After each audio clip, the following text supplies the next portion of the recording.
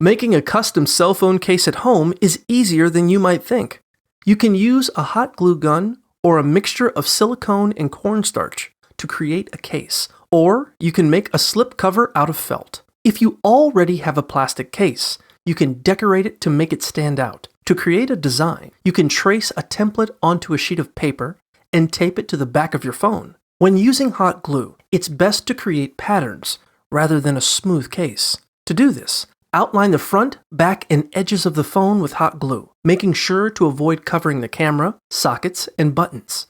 Once the glue has hardened, remove it from the phone and paint it if desired. If using silicone and cornstarch, mix the two together and knead until a dough forms. Roll the dough into a flat sheet, place the phone on top, and wrap the dough around the sides and top. Use stamps or cardboard cutouts to create designs, and let the silicone dry before removing it. Trim any excess silicone and cut out indentations for the camera, flash, buttons, and sockets.